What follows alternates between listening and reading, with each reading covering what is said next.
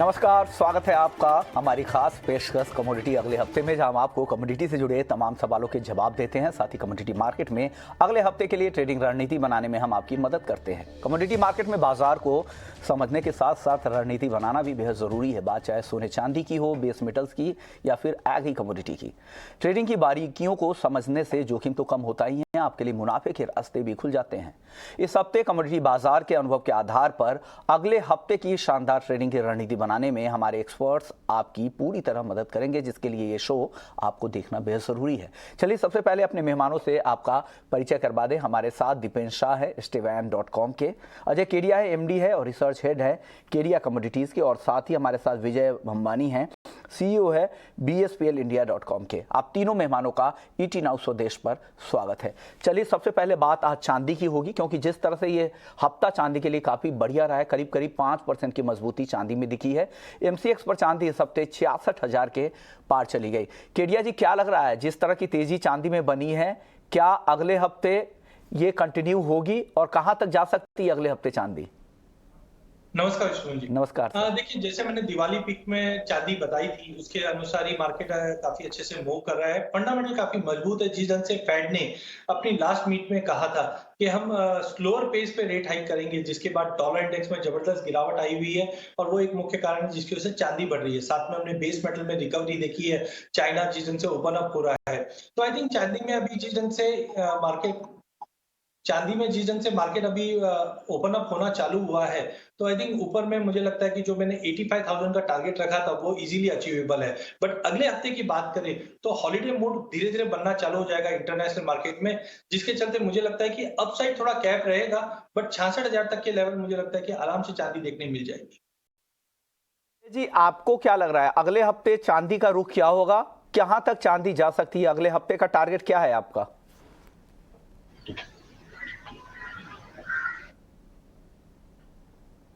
विजय भंबानी जी sir, आपसे मेरा सवाल था चांदी को लेकर। चांदी का आउटलुक क्या है अगले हफ्ते के लिए और क्या रेंज देख रहे हैं चांदी का अगले हफ्ते?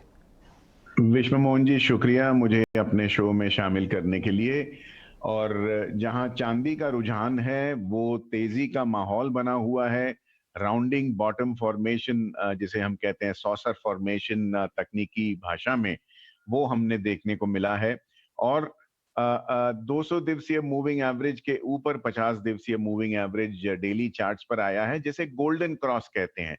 ये एक अच्छी खासी तेजी का संकेत होता है। और मुझे लगता है 66 से 67,000 का जो स्तर है वो चांदी के लिए आने वाले सप्ताह में पहुंच पाना कोई बड़ी बात नहीं लगती है। और अब एक सपोर्ट बेस बन चुका है चांदी के लिए। जब तक चांदी 63,600 के ऊपर टिकी रहती है क्लोजिंग बेसिस पर, तब तक आपको बाय ऑन डिप्स यानी गिरावट के माहौल में खरीदारी करके चलना चाहिए, तेजी का रुझान बना के चलना चाहिए। और इसमें शॉर्ट सेल करने की या मंदी करने की चेष्टा ना करें तो बेहतर होगा। चलिए, ये तो चांदी की बात होगी। और गोल्ड को लेकर केडिया जी क्या लग रहा है, गोल्ड में अगले हफ्ते क्या हो सकता है और क्या दायरा आप देख रहे हैं MCX गोल्ड का? देखिए, कल भी जो हमने डेटा पॉइंट देखा उसके बाद सोने में हमने एक अच्छा खासा उछाल आते हुए देखा और मुझे लगता है इंटरनेशनल में जो $1,800 का ब्रीच किया है, ये काफी बड़ा बेंचमार्क रहेगा बिकॉज ईयर एंड है सामने। मुझे लगता है शॉर्ट कवरिंग कंटिन्यू रहेगी। जो हायर साइड में मुझे लगता है कि ईयर एंड तक हम 1835-40 तक का लेवल देख पाएंगे। अगर अगले हफ्ते की बात करें तो अगले हफ्ते में मुझे लगता है कि मार्केट कहीं ना कहीं पॉजिटिव टोन ही रहेगा, जो 53,500 से 53,600 तक का लेवल दिखा सकता है। चलिए, कुछ सवाल जवाब भी ले लेते हैं, क्योंकि बहुत सारे दर्शकों के सवाल भी गोल्ड और सिल्वर से रिलेटेड ही है, इसलिए सवाल के साथ साथ आपके आउटलुक भी पता चल जाएंगे। अनुज गुप्ता है झांसी से, गोल्ड में क्या करना चाहिए, ट्रेडर हैं, क्या सलाह देंगे अनुज गुप्ता जी को? विजय जी आप। अनुज, मुझे लगता है आपको तेजी का एक रुझान रखना चाहिए गोल्ड में, क्योंकि खास करके जब से यूएस डॉलर इंडेक्स में गिरावट आने शुरू हुई है और 109 के नीचे डॉलर इंडेक्स चल रहा है, तब से गोल्ड में बढ़त का रुझान बना है। हमें ये भी मद्देनजर रखना चाहिए कि जब जब यूएस में इलेक्शन आते हैं, जैसे 7 नवंबर सन 2022 को पिछले महीने मिड टर्म इलेक्शंस थे, तो इलेक्शंस के पहले एक रणनीति होती है यूएस फेडरल रिजर्व की महंगाई दर को कम किया जाता है, पेट्रोल डीजल के दाम पेट्रोल पंप पर सस्ते किए जाते हैं, गोल्ड सिल्वर के दाम को दबाया जाता है ताकि शेयर मार्केट में तेजी आए और एक फील गुड फैक्टर यानी खुशी और उल्लास का माहौल वित्तीय बाजारों में फैला रहे। जब भी इलेक्शन समाप्त होते हैं, गोल्ड ऊपर जाता है और उसके साथ साथ देखिए क्या हुआ, क्रिप्टो करेंसीज जो गोल्ड के साथ कंपीट कर रही थी, जिसकी वजह से गोल्ड सन 2021 और 2022 में नहीं चल पा रहा था क्योंकि क्रिप्टो करेंसीज जो हैं उनमें काफी अच्छी खासी तेजी का माहौल बना था, अब निचले स्तर छू रहे हैं। तो पैसा क्रिप्टो से निकलकर गोल्ड में जाएगा और ये प्रणाली बनी रहेगी आने कुछ महीनों में। तो अगर आपको गोल्ड से पैसा बनाना है तो सट्टा बाजार में गोल्ड खरीदने के बजाय डिलीवरी में खरीदें, चाहे वो फिजिकल बार हो चाहे ईटीएफ हो, क्योंकि उसमें कॉस्ट ऑफ कैरी यानी ब्याज नहीं लगता है और आपको पूरा पूरा जो इजाफा होगा दाम में वो उसका आपको फल मिलेगा अगर आप सट्टा ना करें तो। ओके। और कम से कम 9 से 12 महीने का एक नजरिया बनाकर गोल्ड में टिके रहें। ओके। अगले दर्शक है, गोल्ड पर ही सवाल है इनका। केडिया जी आपसे सवाल होगा, महेश नाम है, हैदराबाद से हैं।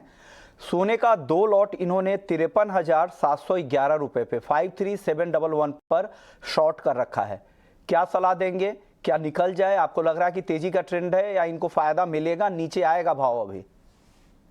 देखिए वीकेंड है, वीकेंड में जनरली एक्सपेक्टेशन होता है थोड़ा बहुत करेक्शन आ जाए। शाम को नॉन फार्म पेरोल का डेटा होना है, जिसके चलते मुझे लगता है थोड़ा वॉलिटिलिटी ज्यादा रहेगा। बट जिस ढंग से डॉलर में कोई स्ट्रेंथ नहीं दिखाई दे रही है, ये कहीं ना कहीं गोल्ड के लिए सपोर्टिव रहेगा। तो बेटर है शॉर्ट ना रखें। अगर 53,750 के ऊपर भाव निकलता है तो मुझे लगता है कि 54,100 तक का लेवल कभी भी दिखा सकता है, बिकॉज काफी शॉर्ट कवरिंग पिछले 2 दिनों में हमने सोने में आती हुई देखी है। तो बेटर शॉर्ट ना करें और बाय और ड्रॉप की रणनीति बना के चलिए, चाहे शॉर्ट टर्म हो चाहे लॉन्ग टर्म। अगर आप देख रहे हैं, शॉर्ट अवॉइड करना चाहिए। अगले दर्शक है कृष्ण हैं, दिल्ली से, रेगुलर कॉलर है। कॉपर में क्या करना चाहिए? केडिया जी कॉपर में इनको क्या सलाह देंगे? देखिए जैसे हमने पहले भी कहा था कि चाइना मार्केट ओपन अप होगा, वो कहीं ना कहीं पूरे बेस मेटल को सपोर्ट देता हुआ दिखाई देगा। हमने रिसेंटली देखा 660 के करीब कॉपर जाता हुआ दिखाई दिया, लेकिन चाइना ने जिस ढंग से रेट कट और प्रॉपर्टी मार्केट में सपोर्ट करने के लिए जो स्टिमुलस की बात की है, इसके बाद कॉपर में काफी अच्छी रिकवरी आई है और इन्वेंट्रीज वैसे भी लोअर लेवल्स पे है। तो मुझे लगता है कॉपर में 688 और 688 के आसपास लेके चलिए, 684 का स्टॉप लॉस रहेगा। इमीडिएट टारगेट तो 694 का है, पर ध्यान रखिए अगले हफ्ते 10 दिन के अंदर ये 708 710 तक का भी लेवल आता हुआ दिखेगा, तो लेके चलिए। ओके। अगले दर्शक है इसके बंसल है, ग्वालियर से, लेड में जाना चाह रहे कि क्या करना चाहिए। दीपेन शाह जी आपको क्या लग रहा है, लेड में अगले हफ्ते किस तरह की चाल रहेगी और क्या करना चाहिए? लेड में ट्रेडिंग करना चाह रहे हैं। देखिए सबसे पहले शो पे बुलाने की आपका धन्यवाद। अगर लेड की बात करेंगे तो काफी समय बाद एक अच्छा सा ब्रेकआउट हमें देखने को मिला है। 183 के लेवल्स को लेड क्रॉस नहीं कर पा रहा था, लेकिन कल हमने देखा कि 183 को क्रॉस करके ओपन इंटरेस्ट एक्सपेंशन भी हुई है। तो आई थिंक आइडियल अपॉर्चुनिटी है, आप 183 के क्लोजिंग बेसिस के स्टॉप लॉस से बाई करके चल सकते हैं और हमारा मानना है कि 186 टू 187 के टारगेट अगले हफ्ते आपको देखेंगे। अगले दर्शक है राजेश हैं, फरीदाबाद से। नेचुरल गैस 600 स्ट्राइक की 2 कॉल इन्होंने खरीद रखी है, क्या करना चाहिए? विजय जी क्या लग रहा है नेचुरल गैस में यहां से? मेरा नजरिया नेचुरल गैस पे मंदा है और मुझे लगता है हर वर्ष जो है जाड़े के मौसम में, जैसे हम क्रिसमस सीजन कहें या मकर संक्रांति तक का जो जनवरी में समय है वो कहें, हिस्टोरिकली हमने देखा है नेचुरल गैस में इस कैलेंडर पीरियड के समय में तेजी होती है। लेकिन इस वर्ष कुछ अलग है। रशिया का जो यूक्रेन पे हमला करना और नेचुरल गैस के दाम जो हैं अकस्मात बढ़ जाना, उसकी वजह से काफी कुछ फैक्टर इन हो गया है, ओवर लीवरेज हो गया था मार्केट। और मुझे लगता है ये दाम जो हैं इस जाड़े में, इस सर्दी के मौसम में इतने ज्यादा नहीं आपको बढ़त दिखा पाएंगे। और आपने कॉल खरीदे हैं 600 के, जबकि बाजार में दाम 540-42 के आसपास चल रहा है। और जैसे जैसे समय बीतता जाएगा वैसे वैसे कॉल में थीटा डीके होगी, यानी समय के साथ साथ कॉल में प्रीमियम जो है घटते रहेगा। मैं आपको सलाह दूंगा कि ज्यादा लंबे समय के लिए कॉल ऑप्शन में 600 के स्ट्राइक पे ना रहें, क्योंकि हो सकता है आने वाले 2-4 दिनों में इसका प्रीमियम जो है घटने लगे, क्योंकि आपका जो ऑप्शन है वो 23 तारीख को एक्सपायर होता है, फ्यूचर से पहले एक्सपायरी होती है, तो समय आपके पास कम होगा। अगर आपको ब्रेक इवन प्राइस पे निकलने का मौका मिले तो बहुत बढ़िया है, वरना कम लॉस में निकलने की चेष्टा करें। ओके, अगले दर्शक हमारे साथ हैं, शिव शंकर हैं दिल्ली से। चांदी में क्या करना चाहिए, क्या लग रहा है चांदी में आपको दीपेन? देखिए, चांदी के हमारे जो साल के टारगेट थे वो सभी अचीव हो चुके हैं। 65,000 के आसपास प्राइसेस पहुंच चुके हैं। हम एक्सपेक्ट कर रहे थे कि ये क्वार्टर एंड में 58, 59 से 65 के टारगेट इस साल देखने मिलेंगे, तो वो ऑलरेडी आ चुके हैं। और बहुत अच्छी बात यह है कि मोमेंटम काफी स्ट्रांग है अभी भी। तो आई थिंक कि अभी टारगेट थोड़े और बढ़ा के आप 66.5 तक भी जा सकते हैं। लेकिन बाइंग ऑन डिप्स की रणनीति होगी, बिकॉज कल भी हमने बहुत अच्छा उछाल देखा था, तो थोड़ी प्रॉफिट बुकिंग आती है मंडे के आसपास, तो वहां पे डिप्स में खरीदारी की कोशिश करें। तो ये व्यू है चांदी को लेकर। चलिए अगले दर्शक हमारे साथ रोहित गुप्ता हैं एमपी से। ये पूछ रहे हैं कि क्या चना 6,000 रुपए तक हो सकता है? केडिया जी क्या लग रहा है, चने का भाव 6,000 तक मुमकिन दिख रहा है क्या आपको? देखिए, चने की अगर बात करें तो नो डाउट पिछले साल से काफी पैसिविज्म रहा है, और नो डाउट अभी सोइंग की अगर बात करें तो गुजरात, राजस्थान, यहाँ पे सोइंग काफी पिछड़ती हुई दिखाई दी है। तो डेफिनेटली प्राइसेस को एक सपोर्ट मिलता हुआ दिखाई देगा, बट 6,000 एज ऑफ नाउ दिखाई नहीं दे रहा है, बिकॉज हमने पहले भी देखा कि गवर्नमेंट को इन्फ्लेशन का कंसर्न काफी ज्यादा है, जिसके चलते मुझे लगता है एक्स्ट्राऑर्डिनरी बड़ी तेजी रहेगी। बट हाँ, एमएसपी के ऊपर आराम से भाव टिकते हुए दिखाई देंगे। एज ऑफ नाउ 6,000 बोलना मुश्किल है, बट हाँ दिसंबर एंड तक आगे डिमांड सिनेरियो कैसा रहता है उसके ऊपर डिपेंड है, बट 6,000 बोलना अभी एज ऑफ नाउ मुश्किल है। ओके, अगले दर्शक है लोकेश है राजस्थान से। ग्वार खरीदे या बेचे, क्या लग रहा है दीपेन, ग्वार को खरीदे या बेचे? खरीदना चाहिए। आज भी डिप काफी अच्छी आई थी, अगर आप देखेंगे तो 5,700 के आसपास काफी अच्छा सपोर्ट मिल रहा है। हमारी टॉप भी ओवरफीड रही है, आज से ही नहीं, 4,800, 4,900 से हम 6,200 का टारगेट एक्सपेक्ट कर रहे थे, वो आके आज थोड़ा प्रॉफिट बुकिंग आया है। अभी भी बाय ऑन डिप्स की रणनीति रख सकते हैं, डिस्पाइट द फैक्ट सिल्वर के जैसे ओवरफीड के टारगेट आ चुके हैं, लेकिन थोड़ा और एक्सटेंड कर सकते हैं टारगेट को, और 6,400, 4,500 के आसपास के टारगेट फिर से गुआर फीड में देखने मिल सकते हैं। वोलाटिलिटी रहेगी, लेकिन बाइंग ऑन डिप्स की रणनीति ही रहेगी। ओके, अगले दर्शक है झमक है राजस्थान से। सोयाबीन आगे क्या लग रहा है, क्या 6,000 रुपए तक सोयाबीन जा सकता है क्या? केडिया जी क्या लग रहा है सोयाबीन में? देखिए, सोयाबीन में इस बार सोइंग तो अच्छी हुई थी, बट कुछ डैमेजेस की वजह से हमने प्राइसेस को एक जंप जरूर आते हुए देखा, but overall edible oil complex में हमने पहले भी कहा था कि कोई बड़ी एक्स्ट्राऑर्डिनरी तेजी नहीं है। मस्टर्ड की सोइंग तक तेजी रहेगी, उसके बाद अच्छी गिरावट मिलेगी। आज भी हाजिर में देखें तो करीबन भाव 5500 के करीब है। अवॉइड कीजिए लॉन्ग पोजीशन, जैसे हम 15-20 दिसंबर को क्रॉस करेंगे, मुझे लगता है प्राइसेस वापस 51, 5200 के नीचे भी जाते हुए दिखाई देंगे। तो सोयाबीन से अवॉइड कीजिए, ज्यादा बड़ी तेजी नहीं रहेगी। ओके, अगले दर्शक है प्रशांत है पश्चिम बंगाल से। इनका सवाल है कि जिंक इन्होंने 144 लॉट लॉन्ग कर रखा है 258 रुपए के भाव पे, क्या लग रहा है विजय जी जिंक में? जिंक जो है फिलहाल पिछले 3 सत्रों से तेजी का रुझान दिखा रहा है, और हो सकता है पिछला जो एक स्विंग हाई बनाया था इसने 15 नवंबर को, मैं देख रहा हूं इसका हाई जो था 281 रुपए 65 पैसे था, इस हाई तक जाने की क्षमता रख सकता है। और जैसे जैसे यूएस डॉलर इंडेक्स जो DXY है वो घटता है, वैसे इंडस्ट्रियल धातुओं में बढ़त का माहौल बन सकता है। हो सकता है आपको इस स्तर तक दाम देखने का मौका मिले, और वहां से फिर एक छोटी करेक्शन आ सकती है, क्योंकि जब जब पिछला टॉप जो है दाम उसके करीब जाता है, वहां पर पिछले उच्चतम स्तर पे खरीदे हुए लोग जो फंसे हुए हैं वो निकलने की चेष्टा करते हैं और दाम को रेजिस्टेंस प्रोवाइड करते हैं। तो यहां से अगर 6-7 रुपए की बढ़त आती है तो मैं आपको मुनाफा वसूली करने की सलाह दूंगा। अगर पूरी नहीं करना चाहते हैं तो कम से कम 3/4 अपनी जो पोजीशन है वो हल्की करें। प्रशांत जी, जिंक में अपने 3/4% मुनाफा जरूर वसूल करके लेके जाए, ऐसा विजय जी की तरफ से सलाह आपको दिया गया है। एल्युमिनियम है इनके पास 111 लॉट, प्रशांत जी के पास 205 रुपए 20 पैसे के भाव पर लॉन्ग कर रखा है। केडिया जी क्या करना चाहिए इनको? देखिए, एल्यूमिनियम में अगर ट्रेंड लाइन के हिसाब से देखें तो प्राइसेस ने 210 का लेवल ब्रीच कर चुका है, जिस जन से एनर्जी क्राइसिस है और साथ में चाइना अब ओपन अप है, तो आई थिंक डिमांड थोड़ी बहुत इंप्रूवमेंट आ सकती है। सेकेंडली, सप्लाई को लेकर कंसर्न्स अभी भी बने हुए इन्वेंट्री के साथ साथ, तो टेक्निकली मुझे लगता है ट्रेंड थोड़ा पॉजिटिव है। 210 के ऊपर कंटिन्यू बाय में रखिए, 208 के नीचे का स्टॉप लॉस रखिए। ऊपर में इमीडिएट टारगेट तो 214 का है, बट आने वाले दिनों में मुझे लगता है कि 220 का लेवल आराम से पार कर सकता है, तो बने रहिए लॉन्ग पोजीशन। एक और पोजीशन इनकी नेचुरल गैस में है, 444 लॉट है इनके पास नेचुरल गैस की, 689 पे सेल पोजीशन है। क्या करना चाहिए दीपेन जी इनको?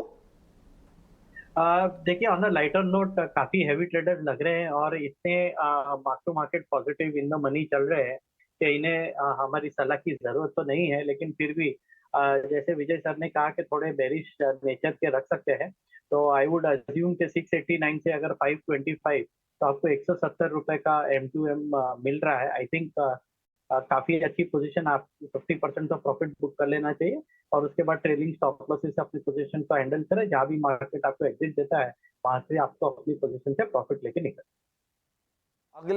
अगला जो सवाल है इनका प्रशांत जी का ग्वारगम पे है। जनवरी 2023 का ग्वारगम 144 लॉट 12,988 रुपए में शॉर्ट किया है। केडिया जी 12,988 रुपए में शॉर्ट है जनवरी 2023 की ग्वारगम की, जो जनवरी एक्सपायरी का। क्या करना चाहिए इनको ग्वारगम में?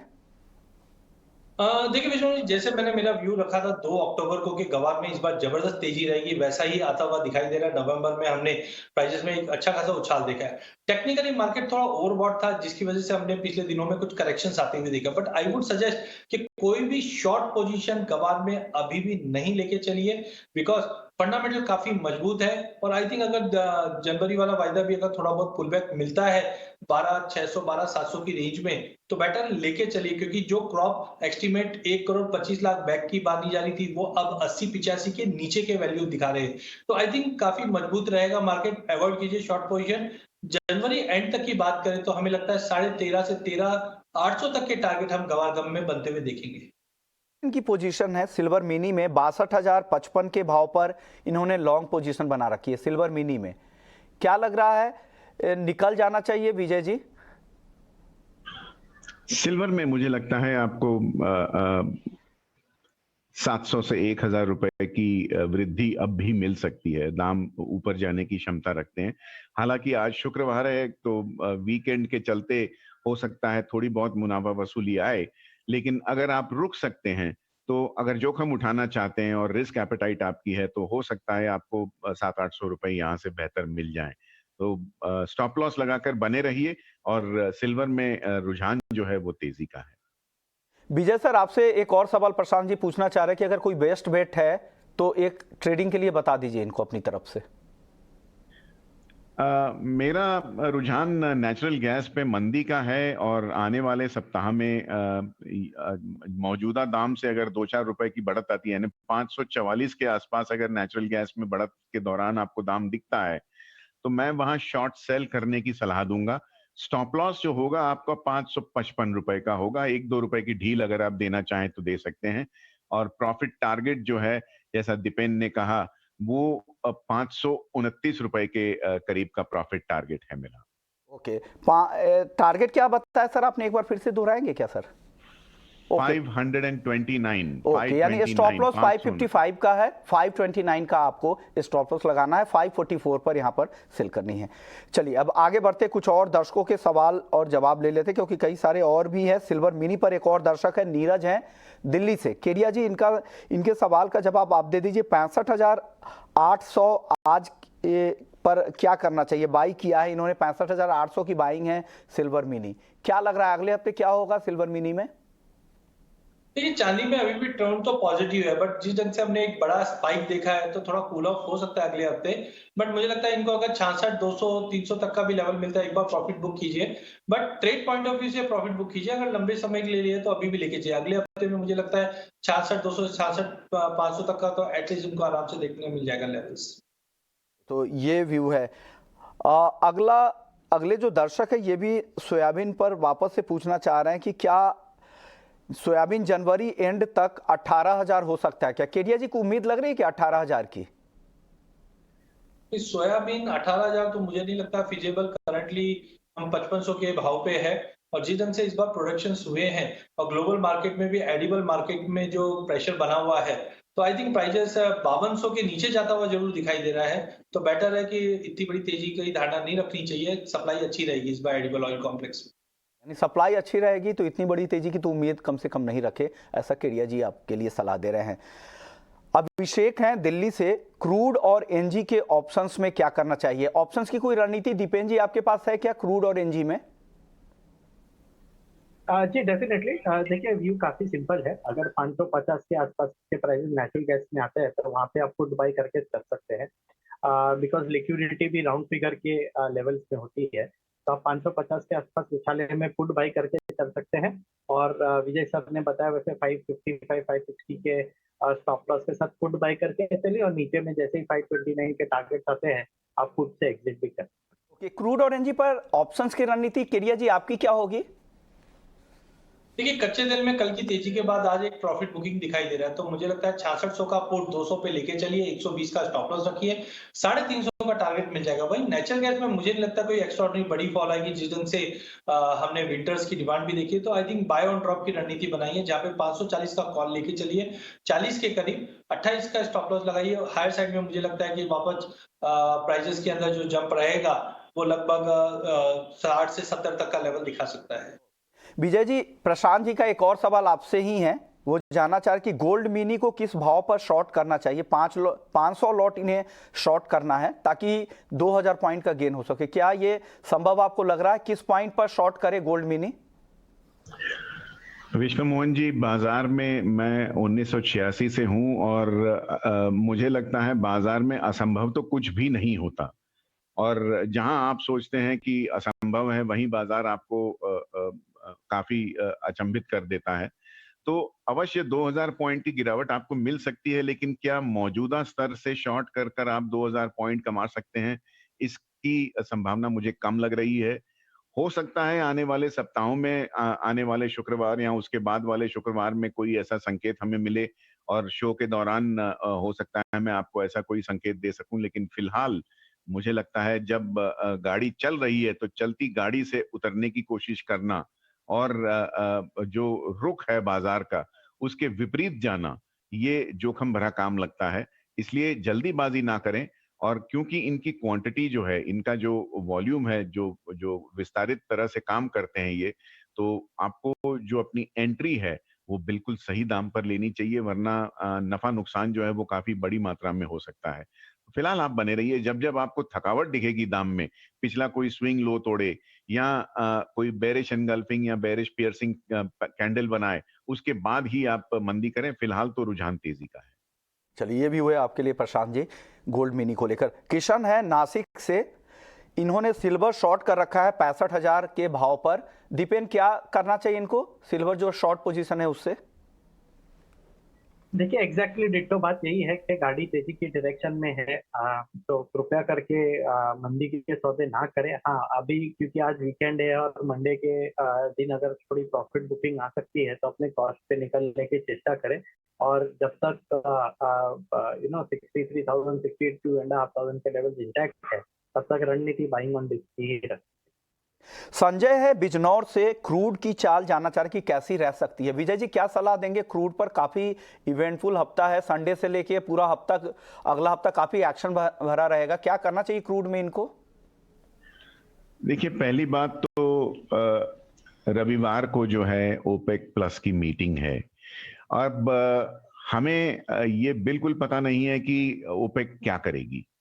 बाजार में अफवाहें, और मैं रिपीट करूंगा, अफवाहें ये है कि 5 लाख बैरल से लेकर 2 मिलियन यानी 20 लाख बैरल तक की उत्पाद की कटौती आ सकती है। हालांकि इतनी बड़ी कटौती 20 लाख बैरल की कटौती करना कोई संभव तो कम लगता है, लेकिन जैसे मैंने कहा अफवाहें हैं ये।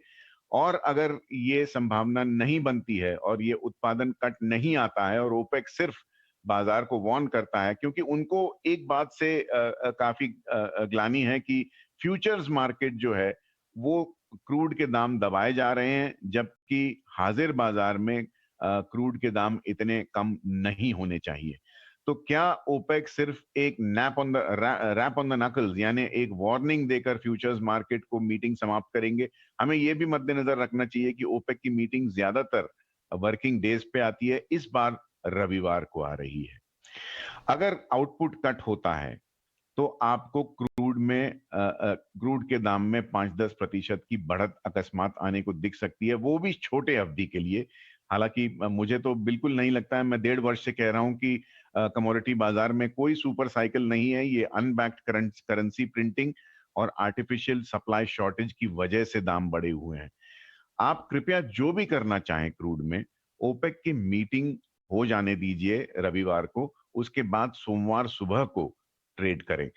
और अगर क्रूड में बढ़त आती भी है तो मुझे नहीं लगता है कि 7050 या 7100 के ऊपर जाने की क्षमता और टिकने की क्षमता क्रूड में ऊपर की है। ओके, यानी जिस तरह की सफाई की उम्मीद है, ओपेक प्लस का क्या डिसीजन रहता है, उनका पॉलिसी क्या रहता है, क्या वो पुरानी पॉलिसी को ही बरकरार रखते हैं या उत्पादन कटौती पर कुछ बड़ा फैसला आता है? फैसले आने दीजिए, फिर अगले हफ्ते ट्रेड कीजिए ताकि स्थिति साफ हो। चलिए, कमोडिटी अगले हफ्ते को यहीं समेटने का वक्त आ गया। शुक्रिया केडिया जी आपका, विजय जी आपका और दीपेंद्र शाह जी आपका, आप लोगों ने वक्त निकाला। तो कमोडिटी अगले हफ्ते में फिलहाल इतना ही, लेकिन आप बने रहिए हमारे साथ क्योंकि यहाँ खबरों का सिलसिला चलता रहेगा। नमस्कार।